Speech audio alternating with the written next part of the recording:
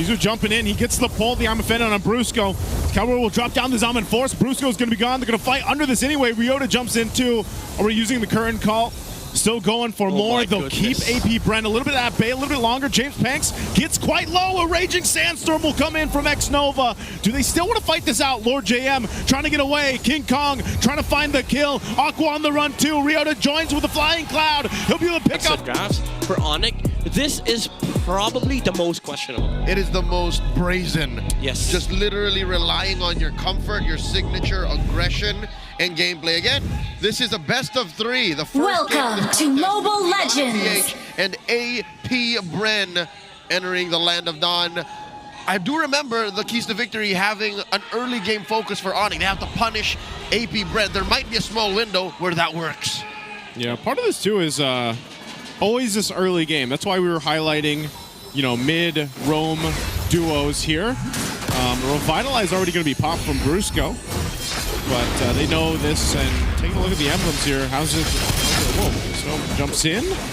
Not sure if he's going to be able to do much more. Maybe just trying to also get that flicker out from Super Prince. Yeah, I mean, he's also level 2, so he does have access to the heal from the second skill. But I do like that he went for the thrill here on the Khalid, adding more damage, more poke in the early game. One of the highest damage poking tanks out there. And this Khalid pick is really scary, considering that in this patch, most roamers actually get a lot of gold in the early game. And I've seen a couple of Khalid roamers just straight up build Fury Hammer just for the amplified damage and then revert back to the tank builds.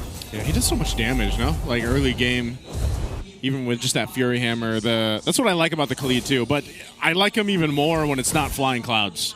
But I think when we talked about the discussion of Flying Clouds specifically here over the past weekend, it was like, where does that advantage come from? And I think it was Wolf that mentioned, you know, it's really that defending team that makes it work the most. Whoa, mid lane already. Whoa, X-Nova gone the first blood. It's going to be a trade though. Brusco falls as well. James Panks taking a couple of shots here on King Kong, but a trade roamer for roam. If there was anyone to punish X-Nova and again stop his quick sand guard, it would have been Brusco. So Brusco saw that opportunity and took it. I would have said that Onic would have loved that trade, honestly, because it's the normal pattern for them, King Kong going to middle lane. But in terms of economy, Apbren actually won that trade because James Panks was the one who was able to get the kill onto Brusco. Yeah. Fight for the turtle. Half health already. Brusco not level 4, but he did pop the Revitalize. Just going to go for the zone here. James Panks will get the turtle.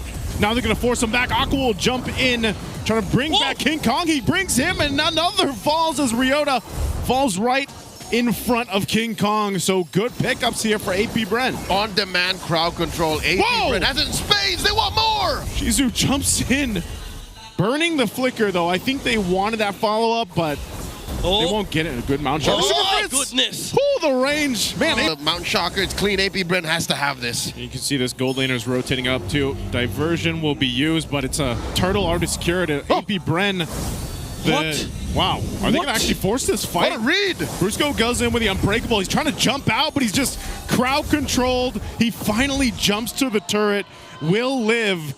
But man, it just seems like the tempo is off for Onic right now. Yeah, I don't even know why they tried using the diversion from the Louis to go on the right side. You know Apbren is going down bot. They keep the YSS pushing top. It would just be Apbren's. I'm worried for Onic if they decide to find it, but they'll keep King Kong up top to at least get a turret. There's a Raging Sandstorm. X-Nova, the pull in from Shizu. X-Nova goes down, but they're going to fight it out anyway. King Kong not part of the fight. Ryota falls. James Panks looking for more. He'll get a flicker from Super Prince. 3 for 3 for the Turtles. Oh, James Panks going forth, taking that orange, and King Kong has for it. Is that turret up top? Mr. 50-50 bullying King Kong out of the lane. Whoa, Super Prince! James Panks will get more. Kelra already popping the Zaman Force, and they are losing so much here. Onic far behind at 7 minutes in. Just the threat alone of being jumped on by both the Falling Starman and the Raging Sandstorm is enough for Apbren to actually capitalize on these waves. Mid and bottom holy shields have been popped, so that's some passive resources that Onic definitely could have used. Again, for 2 more minutes, they could have had insurance for that wave, for that lane, and now it's gone. They're down 8,000 gold. Lord marching up top.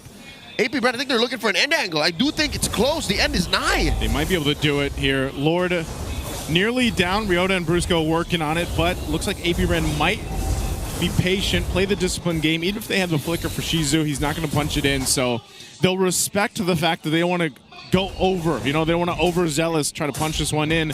But right now, man, they've been manhandling Onic. Onic really hasn't been able to do much at all. Yeah, again, it's all from the pressure from Lord JM and the X-Nova, the Esmeralda being unkillable in this game. CC can't even touch the Esmeralda at this point, especially with the movement speed, the amount of sustain that she has. Shizu jumping in. He gets the pull. The Arm offended on Brusco. Cowboy will drop down the Zaman Force. Brusco's going to be gone. They're going to fight under this anyway. Ryota jumps in too. Are we using the current call? Still going for more. They'll keep Apbren a little bit at bay, a little bit longer. James Panks gets quite low. A Raging Sandstorm will come in from X-Nova. Do they still want to fight this out? Lord JM trying to get away. King Kong trying to find the kill. Aqua on the run too. Ryota joins with a Flying Cloud. He'll be able to pick up Aqua, and they find 2 of Apbren. Now Onic on the defense finds a little bit of hope, but they still have so much ground to cover. Masterfully played by Onic. They knew their outs. They knew what they could have lost, what they can afford, and they traded Brusco for Shizu and Aqua. Yeah, that was too greedy as well from X-Nova, trying to re-engage onto the team fight, knowing that both their damage dealers were out from that fight. James Panks and Shizu, their HPs were quite low, so I was actually wondering why they would try to engage with the Falling Stormwind and the Raging Sandstorm, although they did force out the Purify from Kelra, which is going to allow them to reset this fight and this Lord Pit. So that's the Lord in 10. Yeah.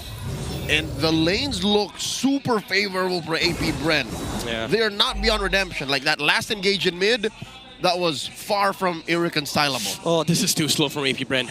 Keller's going to have to get the Purify in 20 seconds. They should burst this Lord at this point. Otherwise, Onic can just find a way with a diversion. They don't care about slow push, honestly. Oh, that's the feint. Jimmy James popping the Mount Shocker. Oh, they baited it.